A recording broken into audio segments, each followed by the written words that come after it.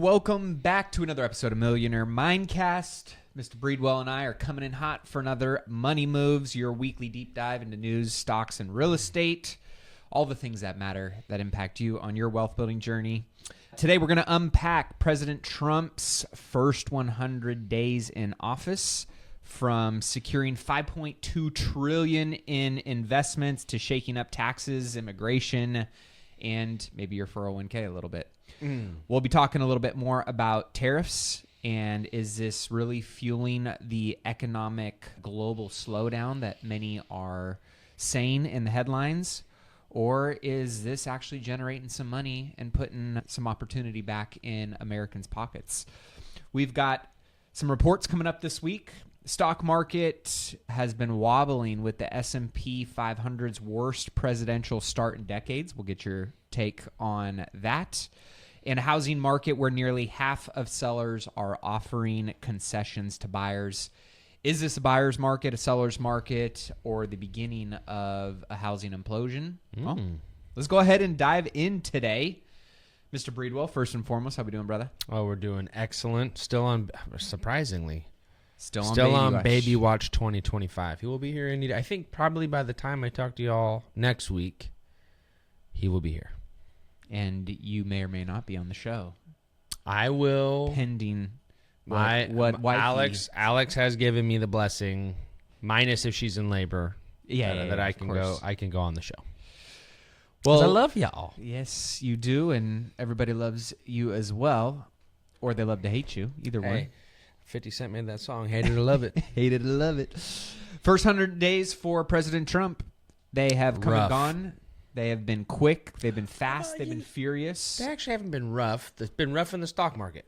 Rough in the stock market, I think, pending who you are polling, will tell whether or not you are satisfied in the "this is what I voted for" camp, or the he's literally becoming a dictator and rewriting our Constitution, and he's the worst thing that's ever happened to America. Been hearing that for about 10 years. Two camps. Yep. One thing I can say I'm very pleased about, $5.2 trillion in investments locked in. President Trump has secured more investments for the United States in the first 100 days of his presidency than the past administration did in its entire 4 years. And right now we're seeing a lot of that push come on manufacturing, coming back stateside, investment dollars to essentially avoid tariffs. With many of these big companies rolling capital, rolling their plants, rolling their employees, or creating new opportunities for employees within the United States. And we're already seeing some pretty exciting momentum in many different states across the country with that. Yep, I agree. And I think that the thing that most people are going to see and feel is they're hopefully just still looking at paper losses, which is the fancy way of saying losses that you haven't realized. They're just on paper. There's a lot of paper losses that people are staring at right now, less than 3 or 4 weeks ago, but still some people are in the red. Some people that invested bought the dip and kind of have balanced that out, or maybe a little bit in the green.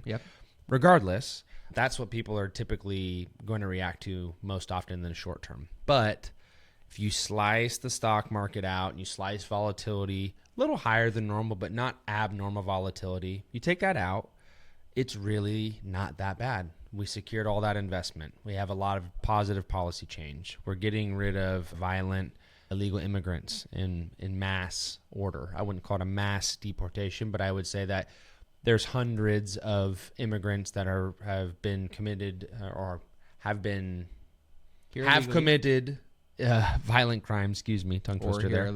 Or here illegally, which is a crime, and they're being deported, and rightfully so. And I think that the tariff push, although initially coined as a negative, I don't think we'd have this level. We'd probably have some level of investment, but not this level. And the jobs that's going to create domestically, people haven't even coined that in. That's a lot. It'll take a little bit of time to get here. This is not stuff that flips overnight. But we're already starting to see people switch manufacturing more domestically, switch to producers in Mexico, India, Japan, Canada. So more favorable. Yeah, I mean, I saw, the big trade deal with India was something that has been kind of non-existent for a really long time. And as of, I think, this last week, I don't know if I read this correctly, but Apple noted that they're going to start manufacturing their iPhones, shifting away from China over to India. I didn't. So I don't know if didn't that was read if confirmed it, or not. Yeah, I didn't read if that was like confirmed, but I did read reports that they are. I've seen that. Yeah, because they have more leverage in negotiating in a boardroom with India, and India does business in a very similar fashion that we do here in the United States, as in they do not have state-owned or controlled or a communist party controlling and owning most of the IP and new technology that goes into the country. Well, they also play by the same financial rules that we do, and they're not, and this is the IMF labeling China as a currency manipulator. India is not labeled as that. So it's a little bit higher quality. Ironic that India was initially talked about in the BRICS thing, but like I told y'all, the BRICS was nothing. I still haven't heard about that in a while. We haven't heard about that in a long time. That's kind of a note. That's kind of gone by the side. I think India realizes that having the U.S. as a trading partner is much better than being in cahoots with kind of limited, highly leveraged, lowly favored currencies from other countries. And even the European Union was tossing around the idea of, oh yeah, we can have a euro-backed, world-backed currency. And it's like, no, the world currency will always be backed most likely by the U.S. dollar. It's just been so long. People understand it. Our U.S. Treasury is very safe and highly capitalized. So for all those reasons, I think that the U.S. and India partnership is much better, because the problem that's always been with China is they don't play by the same rules financially here domestically that the U.S. companies they compete against do. And then second to that, they steal information and then use it domestically to then compete against with us on a national scale. So it's almost like they're using us to make money, and then they steal our information to then enrich themselves at the expense of us. So it's not a really great relationship. They still need us, and we still need them to a degree. But the more we can shift to India, and the less we can shift out of China, I think the better it is for everybody worldwide. Yeah, well, and I mean, just it comes down oftentimes to a math equation as well, right? And sure, India's cost of labor is somewhat, relative and relatable to what we're seeing in China. Not necessarily as low, or maybe to that extent, but still a close second or option. And I would give China a tip of the hat that they are probably a higher quality mass manufacturer because they have more experience doing that. But I don't think that that's something that India can't catch up with, because I believe Modi will put the 1 billion plus people that look up to him as their leader, he'll put them behind the fact that, hey, we're going to build these manufacturing super centers. They're going to drive jobs. Jobs are going to increase revenue. That's going to develop our nation faster. We're going to take in U.S. dollars, develop our country much better. And I think India deserves that, because really the only downside of India, like other parts of China that are not industrialized, the majority of China, it's underdeveloped, or it's a developing area. So if we can help India a much safer security partner, and I believe a much more fair trading partner, I really think that would supercharge our economy. And also, if our economy does well, our trading partners that are favorable with us do well. Talking about Europe, UK, South Africa, Australia, Mexico, Central America, and when Canada stops, acting like they're something that they're not, Canada. So I think it's very exciting. Yeah. Now, tariffs still being a major talk. Yeah. U.S. tariff revenues, according to the Treasury Department, revenues reached $15 billion in April, as of April 24th. Revenues from customs and certain excise taxes reached an all-time high of $15.9 billion in April, up 105% from a year ago. Most of the increase occurred on April 22nd, when almost $12 billion was collected. And we are seeing Trump kind of play this gentle but, somewhat aggressive at times posture negotiating tariff game. Yep. And this is something, obviously, that is tying in with manufacturing, tying in with jobs. Even Trump noted, I think over the course of the last couple days, his focus and a big part of tariffs is to use that to offset and or potentially eliminate income tax for individuals who are making less than $200,000, noting that a lot of this manufacturing being pushed overseas, a lot of the foreign investment going outside of our country versus inside is actually what's gutting the middle class, creating more wealth inequality. But that tariffs resetting that table, even though painful in the short term, is going to be for a long term what he calls the golden age of America. Yeah, I agree with the vast majority of that. I think something to keep in mind, though, as we increase domestic production, that will lower tariff revenue because we'll import less from other countries. But that also means that domestically we have more job revenue spending directly in our economy. So it also probably balances itself out. I'm not an economist, so I couldn't speak to that, but I would assume that probably balances itself out. Overall, I do agree, because I think we both have said it. I know myself certainly has, especially on the show. I think we have short term to get some things in order for long-term benefits. And typically things that are good or work out sometimes have to be that way, especially if you're going from, black to white, white to black, A to B, something completely different than what it was to what it is now. There's going to be some growing pains in that.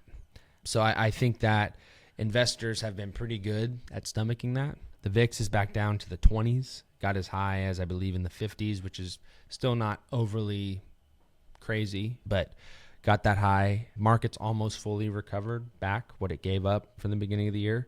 So it's just been a really good opportune time for people to take advantage, because real wealth is built, honestly, in bear markets. Are made in bear markets and built in bull markets. You have to put your money to work in large amounts sometimes when the market's down, and that way you can, over a long period of time, benefit from that. And it's hard. It's a hard concept for people to grasp. When 2008, 07 to 09, that was a hard time to tell people, like, it's probably going to be a good time to still buy this real estate at any price. Yep. Here we are today. Holy crap, that would have been a great investment. Same with the stock market over the same period of time. And we're talking about a financial crisis here, but it's hard to see forward and past your nose when there's that volatility, because you get an emotional reaction from it. But time and time again, we've said that some of the worst decisions are made based on emotional incentives, especially in investing. So that's why you have to make sure you remove that and you take a calculated approach with data. What has happened in the past? Has this happened before? Here's another bad time. Did we survive? Oh, wow, look, we did. Will we probably get through this again? Most likely. So long-term investors, just on both sides, real estate, quality, don't buy crap, don't speculate, don't get out over your skis and do something that's too crazy or too speculative or too high risk. And you're typically going to be very successful long-term. Yeah, and I got a little video at the end of the episode that I will show you guys that I think aligns with that kind of mindset mentality. Wrapping up on tariffs, we did see that China removed 125% tariff on U.S. ethane imports, which is a positive step in easing trade tensions between U.S. and China. There's been talks that they are talking, then there's been talks that they're not. I would say talking, they probably are if they news. did that. Yeah, I would say they probably are. I don't think anybody wants to look weak. Yeah. So, right. I can respect that part of the game, but if they're removing tariffs, there's probably progress being made behind closed doors. You'd have to imagine there is, right? Yeah, and you know what? Tip of the hat to both parties. Everybody's posturing, but they're acting like big boys, and they're and women, excuse me, and they're behind closed doors, letting the gloves off and being professional, or mostly professional, and giving each other little jabs in the public. That's how negotiation works, folks. I mean, I'm sorry to tell you. I know it's not necessarily the most pretty thing, but in high-level negotiations, it gets very cutthroat sometimes. There's a lot of money to be made and lost. So people have that kind of mentality when it comes to that. So I'm happy with where things are going. Scott Bessett came out today, said that interest rates are going to continue to move down. They are moving down, and that consumers should expect more positive news in the coming days.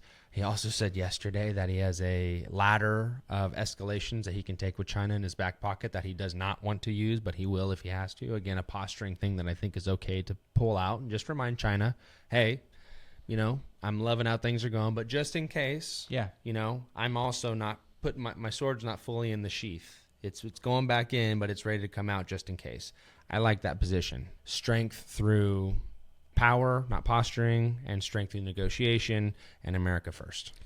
Well, the head of the International Monetary Fund has said that President Trump's tariffs will cause economies around the globe this year to experience higher inflation and slower growth, but likely not enter a recession as a result of that. I don't know how true the first part of that statement is, but I know the back half of that is most likely true. I think that's what people think, but another time will tell. I don't think that that's translating through in the data currently. We have GDP numbers tomorrow. They're expected to be quite a bit lower than they were previously reported. In fact, I think on the betting market, Kalshi, is that what it is? Yeah, Q1 2025 GDP growth expectations on prediction market Kalshi officially turned negative, falling to negative 40 basis points. All signs point to the first quarter of U.S. GDP contraction since Q2 of 2022. So essentially, they're betting that it's going to be a contraction in GDP. How aggressive they're predicting that, I'm not 100% sure. Well, the last reported was 2.4. Street consensus, not betting markets, is 0.4. That would be a 2% swing, but still a positive GDP report, 0.4. Yep. With that being said, do I think it's going to be as low as 0.4? I don't know. I really don't know. That's not a metric I track very much. But I highly doubt, from what I heard with Visa today, that we're going to get a report that is so negative that it could flip this, market rally on its head or lose catalyst or lose steam. If there was a negative report, though, so let's play devil's advocate. What could flip it on its head? That I would say that would probably drive sentiment even lower for consumers than it currently is. Something to keep in mind, that consumer sentiment is still trending not historically low, but lower than normal. While you're chatting. But I also know there's a Morgan Stanley study that shows that consumer sentiment is one of the best, with 2020 hindsight, things that you could have faded over an investing period. Most of the time when consumer sentiment has been bad, it's been one of the best times to invest because it typically peaks at bottoms in the market. And I posted and I called, and so did a couple other people, that April 9th might have been the bottom of this market cycle for this year. And it's looking, at least currently, that still has hope to be true. Well, I think Consumer Confidence Index reported today. It did. It was about 83? 86. Oh, 86. Previously, it was 93.9. There's my 3. Okay. And U.S. Michigan consumer sentiment, previously 57, dropped to 52.2. So with those kind of two pullbacks in that number, what does that tell you around the overall kind of macro perspective of consumer confidence? They're less confident in the market right now than they probably should be. Yeah. And with the media pushing some of the narratives that they do, you can understand that. Oh, I mean, right now the market sentiment gauge, at least on unusual whales, is in the fear zone, not complete meltdown, and it's kind of, in between, if you can see up here, right, on unusualwhales.com, it's really like pretty close to this middle, sentiment, but it still remains in, somewhat of that fear zone, which rightfully so. I mean, pretty much everything people read about in the, the news right now is fear, is recession, is, all of these things that ultimately are, driving people to pause and take inventory and be concerned about, what is going on from a macro and a micro perspective. But again, I think the video that I'll play at the end of the show today is, tied to the mindset that as an investor, you really just have to have when you're playing the long-term game. When things are really, really fearful, that's the time that you got to go the complete opposite direction than what they're trying to sell you. Yeah, just kind of like when it's overly greedy. It's funny because people know how to read the right side of the gauge and they almost go blind on the left side, right? They see the right side and it's people are overly greedy, trying to sell a little bit, which, typically you would probably reposition, high. Yeah, take some profits and put them somewhere else that's down, right? Yeah. Not take it out of the market, just put it somewhere else that maybe is down. Yep. But how come when it's the fear is all the other way, it's not a good time to be in the market or buy? It's so, it's like consumers are just 50% trained and they just don't understand the negative side of it. Everybody likes to make money. Nobody likes to lose money. And that's just the bottom line. I feel like when you can go against the grain a little bit too and do something opposite of what the majority and the masses do, and then you do that, you execute on that belief system, and you just kind of trust in where the results are going to fall, but you do that enough times and you see the overall wins that you have by taking those risks and kind of following those disciplines, especially in the investing kind of world and mindset, versus buying into the fear and, you know, pausing or sitting on the sidelines or cashing out. And you go through enough of those scenarios and you see the results of them. I, if anything, have been more and more validated and grown to be confident that in those times when I see the masses doing this, I feel really confident about, if it's calculated and it makes sense and it's aligned with the long-term strategy that I have, that I'm going to win. I mean, I gave you, you know, 25 grand to throw into the market on whatever day we threw it in there. April 10th. And like, there was this weird feeling of like, man, everything I'm reading and everything people are saying is like, this is bad. You know, market's bad. Be scared.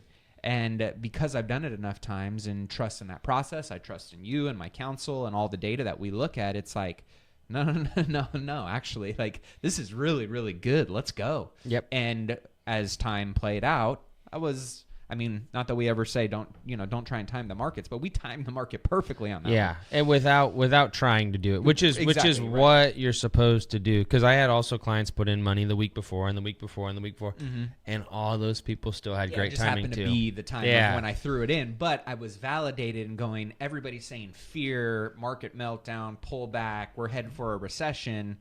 And weeks later, I'm going, thank God I did that and didn't listen to all of those people. Well, that's why I say, you know, we'll know in a recession when it's already happening.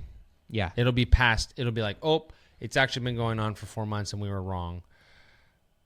That's how you know, because you'll get negative GDP reports 2 quarters in a row. That's the definition. Any NER recession definition is 2 negative quarters of GDP in a row. That is a recession. I don't believe we're going to get that. And the problem with people buying every time that we've said the R word is that the investment media is almost abused it. Yep. They use it so much it's lost a lot of its value.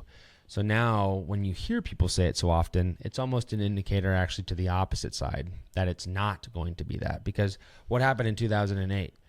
The whole reason that Michael Burry got his name was because nobody was screaming recession except him and maybe a handful of other investors.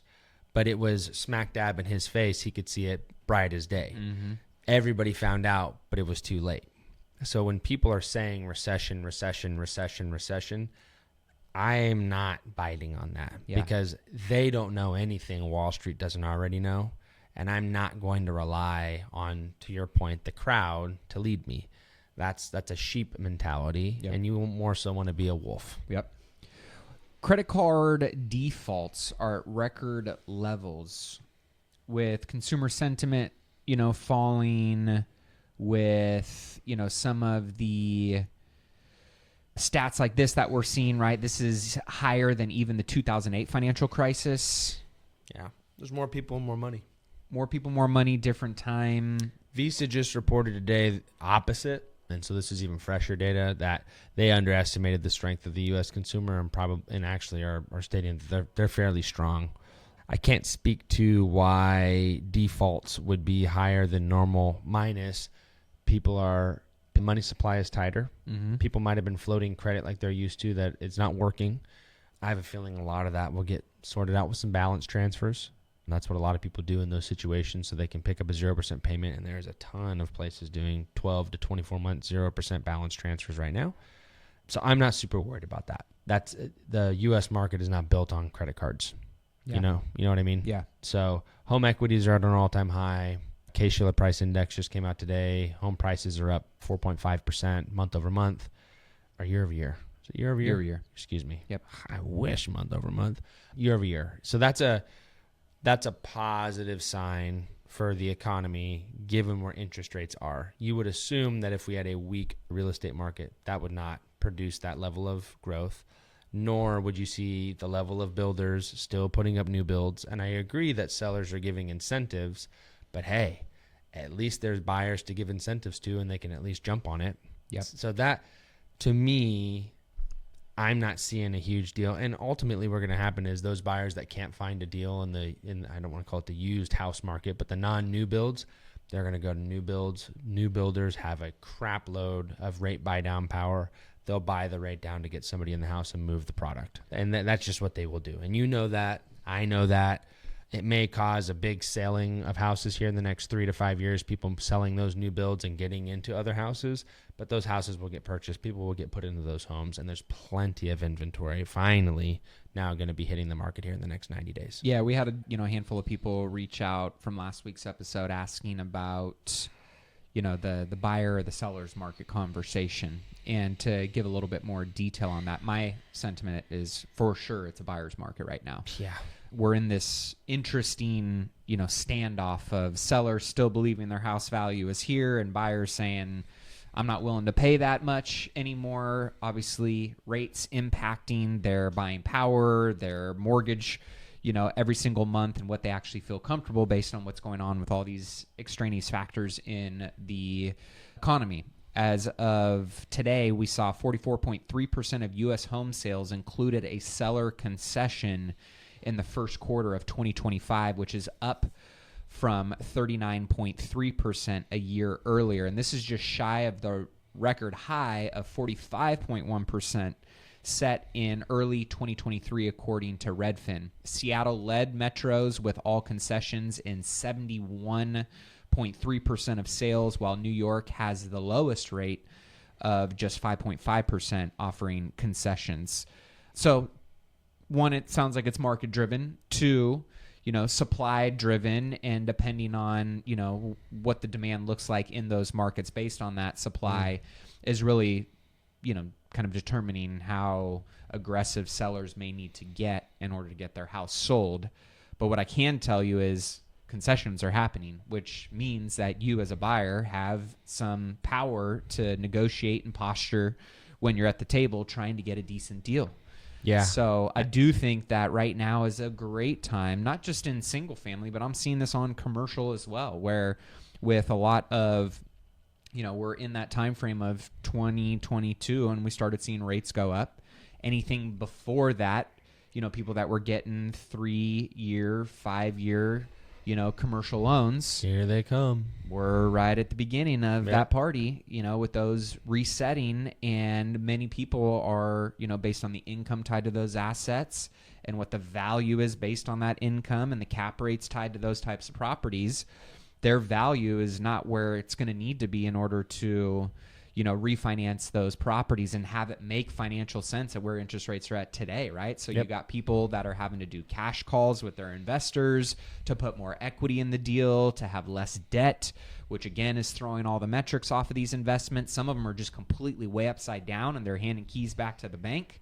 We're starting to see a little bit more of that pain. So as a buyer right now, there's a very nice window to circle back to some of these sellers that are starting to experience some pain, that are starting to come off of their perch of I got to have this price or I got to have these terms, because the clock has been ticking and time is running out, which again creates opportunity if you're an investor. And going back to your point earlier, right, is when everybody says that bear, I get excited because I'm like, good, there's a bull market opportunity somewhere in this, negative storm of, clouds and rain. One man's trash is another man's treasure. That to me gets me excited because I'm going, when everybody's pausing and sitting on the sidelines, I was even having a couple people ask me the other day, like, is now really a good time to get into commercial real estate? And I'm like, always. I mean, always is a good time to get into commercial real estate investing or single family real estate investing or investing in the stock market. Like, if you're going to do this for the long term, it's always a good time. It's about the mechanics. It's about buying right. It's about making sure that you understand all of the risks and mitigating those as much as you can going in. Like, it's strategy. It's disciplines. It's understanding the rules of the game you're trying to play. But there will be certain things that you got to understand about the market to meet it where it's at, to then revise your strategy accordingly to make sure you're setting yourself up for a long-term win. I agree. And I would say, too, to your point on concessions, I think in 2023, a lot of the concessions are rent backs. And I think in 2025, a lot of the concessions are rate buy downs, cash to buyer at close, Commissions from the broker. Yep. Correct. So it's a although the percentages are off, I would argue the percentage of cash concessions versus rent back, because that is a concession, I believe, under the definition, that is going to be something that's going to be much more prevalent to buyers today versus buyers in 2023. I think in 2023, there was an inventory squeeze still. Yep. So we had people saying, hey, I can sell my house, but I need 45 days to get into this next house. And so there was a lot of concessions on, hey, yeah, here's a 45-day rent back to you. Do your thing, but we own the house type thing. Mm-hmm. Now I think it's, oh, yeah, hey, new build, rates are 6.5. Come use our preferred lender. We're covering half your down payment, giving you free appliances. Oh, and by the way, here's $100,000 off the sell price and 2% lower rate. Yep. Because they want you in the house that bad. So I can't remember. I was talking to one of our family friends who's a big builder in Southern California. I'm not sure if you'd want me to say the builder name because he's pretty high up there. So I'll leave that out. But they're offering full appliance packages, full landscaping of the front and backyard. This is in Southern California. And we're talking about a national publicly traded builder. Rate buy down and cash at closing. Wow. To just get people to fill the unit so they do not sit days on market. They don't want them to go have 160 days on market unoccupied. They don't want that. Then they get really bent over. So they're doing anything and everything they can. So if you are an interested first-time home buyer and you are at least open to checking out new builds in your area, I would highly recommend it. And this is one of the times I might recommend using an agent and having an agent help you negotiate some of those items, because the world is your oyster when it comes to new builds, much more than buying off the non-new home market. There's a lot you can ask for and get because those builders have concessions or other people they can get that money out of in the future, versus you're dealing with a one unit sale versus, hey, we're selling one of our 190 units. Yep. We still got 189 after you. We'll make it up in the back end. Let's get some units rolling right now. Yep. So please check out your new builds if you can. I think that'd be an awesome idea. Well, one of my favorite things that has happened in politics this week, the new Congress bill to stop insider stock trading. New bill in Congress is being presented as the Pelosi Act, preventing elected leaders owning securities investments. Literally the acronym Pelosi, I got to imagine she's got to be pissed, but this is whoever did this, genius. I think it was Josh Hawley backed it. I think I did see that. Yeah, it was Josh Legend. Hawley. And Mississippi? I don't know where he's from. He's from the South somewhere. Yeah. It might be Georgia. He's a great guy to follow on social media if you haven't. Either way, Congress has not been very active in the first 100 days. I think we're only talking about, the Lake and Riley Act. There's only been a couple bills that have really been enacted, which to me is a little shocking, being that there was a quote unquote mandate and we had the, the majority and they were going to get right to work. And I think I saw a statistic on Biden's first 100 days. There was 4 or 5 times as many bills put through. And I'm just wondering why. 90% less investment though. Let's get the money in and let's get policy is easier to get through than investments are. Is that what your thoughts are around why it's been as kind of slow and stagnant? Yep. And I think he's probably instructed leaders of the Republican Party to pass that message through and keep it close to chest. Hey, we'll get stuff done. I need y'all to work with me and get the stuff done I need right now. And then when those bills hit my desk, I will sign them. Got it. And that's my opinion. I don't know if that's true. Sure. But that's how I'm Do you think that this has some real traction on the Pelosi Act? Yes, I do. Because not only is it partisan, it's been talked about, and it's from a public point of view, the public wants it passed. I think by a 75 to 100, so 75% of people say that they think that's important that's passed.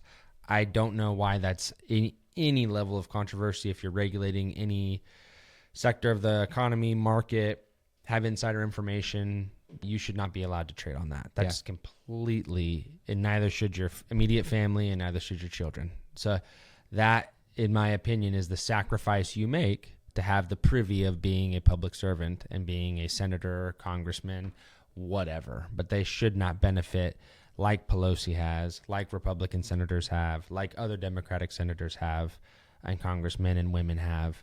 It's just not, it's not right. It's un-American to the nth degree. So let's get back to, hey, buy ETFs, buy mutual funds.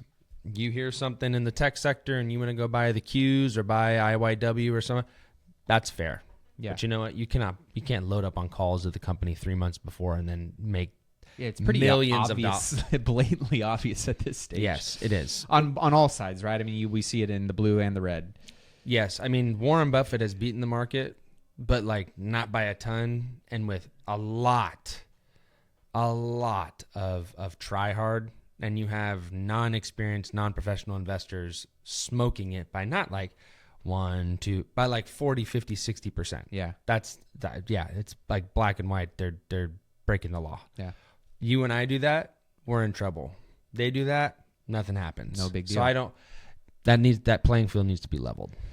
Well, my shocking stat of the day, if you have just $5,000 to your name, you already are wealthier than half of the world's population. Even 5,000 US dollars. Even a modest net worth like that puts you ahead of billions of people globally. And this is just, I think, a good perspective shifter to remind us how lucky and fortunate we are if you're investing in the American stock market. If you live in America, we have so much amazing privilege to build wealth and opportunity to really take advantage of change in our lives and our family, and future generations' lives. So according to the Global Wealth Report published by the Credit Suisse Research Institute, global wealth is distributed far more unevenly than many realize. To be in the top 10% of wealth holders worldwide, you don't need to be a millionaire or even have six figures in the bank. A net worth of just $93,000 is enough to rank you among the wealthiest 10% of the global population. What are your thoughts on that? I love that was on World Star. I know, right? First of all, shout out World Star Hip Hop. Half of World Star stuff makes shout me out cringe, World Star but Hip every Hop. once in a while they throw some good stuff on there. The top comment on there also is pretty funny, but I'll let you guys go find that. Yeah, I think that's I think perspective is powerful. I've traveled quite a bit. I've been very lucky to be able to do that. Not necessarily to third world or even highly developing countries, but areas that are less fortunate, and some places like that people think are really well off, like Budapest. I mean, $1 is like 3,000 there. So they have like crazy hyperinflation. So I've been to all sorts of different parts. We got a lot of problems here domestically. Mm-hmm. Everybody, think about going home to your family and what you know that goes on behind closed doors, right? That's your country. Yeah. Yeah, everybody has their problems. Think about if you're married and you have a spouse. Who's the person that you know you can push the buttons the most? The people you're around the most. We're going to have problems, but ultimately when you wash it out and you compare it, we really lag in public transportation, and we have pretty high taxes for a developed country. Yep. But other than that, it's pretty darn good on this side. The grass is green even when you cut it, as some would say. So if you haven't experienced that, work hard, travel a bit. You can go to places just like Mexico, and you can see how much we have compared to just an opportunity, not even money. Just the opportunity we have to go to public school on a bus. That's not 3 hours from where we live, and we don't live in a jungle. And we have running water, not a well. And we don't share a bathroom with half the community. And we don't wash ourselves in a river. Yeah. There's a lot of things, and that's just going down in Mexico. Those are our neighbors down in Mexico. Amazing country, amazing people. I've gone with Matt. We have great friendships with people down there. Perspective is powerful, though. Yeah. Perspective is powerful. Absolutely. All right. My final question for you today. Yep. Have you ever seen Sunday Conversation with Caleb Presley? You know who I'm talking about? The guy that was on Barstool Sports with the long hair and the mustache. Yes. And he does all the funny things. Yep. And he goes, do you mind if I do a new segment presented by, and then whoever his sponsors, Mamitas or this, whatever. But anyways, my new segment for you today is bull or bear on this stock based on this sentence. Are you bullish on this statement or are you bearish on this statement? Netflix came out today noting they have a 5-year plan to raise its market cap to $1 trillion by doubling its revenue and tripling its operating income by 2030. Bull or bear on Netflix achieving this goal by 2030? I would be bullish on that statement if they could hit it. Obviously, the caveat is doing what you say you're going to do, but when companies set expectations, or in this case, maybe give some sort of future guidance, they do so based on them knowing kind of what they're doing. And I would anticipate that Netflix, if they can get their studios, yes, especially with Disney suffering as much as they are right now, if they can capitalize on that, I see that being very likely. Not advice to buy Netflix. You should check with your financial advisor or tax professional before you do that. But that is a very strong statement. And just on the statement, that would make me feel bullish, sentimental. The fact that they're throwing that target out there means that obviously internally, it's a very confident statement publicly. They're very intentional about moving the needle forward on that. Whether they hit I would it or agree. Not, I don't know. But same. From what we've seen with a lot of the moves that Netflix has made over the course of the last decade, the market share they have taken and how they continue to innovate and evolve, I've been pretty impressed, and I wouldn't bet against them, I guess is what I would say. Mm-hmm. So as we wrap up today, I wanted to share this little video. I think it's around the idea and the mindset of no matter what you decide to do or to commit to, just how important it is to make sure that you have the right mindset and approach around the timeline and what is required to win and achieve the desired results or outcome that you're pushing towards. And I saw this video today, very simple, but I think very spot on with what is required to succeed really in anything in life, but specifically if you're going to invest in the stock market, if you're going to invest in real estate, to do it for the long term. Let me go ahead and pull this video up. And let's play it, Tone. Did a study on two groups of runners. Group A was told to run for 20 minutes. Group B wasn't told anything, just run. Guess who performed better? The ones who didn't know when it would end. Progress doesn't happen when you chase the result. It happens when you surrender to the process. Because the people who really win aren't thinking about how far they have to go. They've already decided.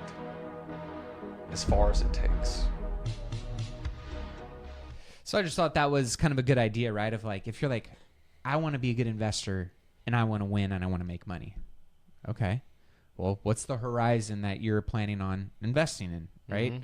Same thing on being an entrepreneur. Same thing on being a bodybuilder. Like anything that you want to do, there's a process behind it. Yep. Generally, there's some time-bound, timeline that you're going to be operating on. Mm-hmm. And when you know that you are 100% bought in and committed to getting that best result, there is no like, hey, give me all the details. I need all the answers right now. I need to know every checkpoint, every milestone, everything it's just throw me into the process, throw me into the game, and I'll figure it out no matter how long it takes. It's not a matter of if I'm going to win or finish. It's just a matter of when. Mm-hmm. And you want to get better along the way, more optimized along the way. But I just thought that was a good reminder of like, if you're going to play this game, you got to surrender to the process. You got to surrender to the timeline. And just know that if you're in this for the long haul, if you get in the game, there's going to be failing forward moments. There's going to be, sprints along the way. There's going to be some times where you're like tired and need to slow down. But at the end of the day, you're going to keep doing whatever it takes to win the race. Yep. And that's what I think real estate investing, stock market investing, just succeeding in life in general, is this is a long, long marathon. A lot of strategic sprints along the way. A lot of times where you might get tired and need to put your hands on your knees and, take a knee, whatever it may be. But if you're committed to playing this game to the fullest, then you got to trust in the process, surrender to the process, put your best foot forward. Yep. Hope you guys had a great week. And we are looking forward to seeing you guys next week as well in the episode. Don't forget to shoot us a text, 844-447-1555. If you need the x-ray, if you want to get on the deals list, you know how to do so. We appreciate you guys. We'll see you in next week's episode. Cheers, y'all.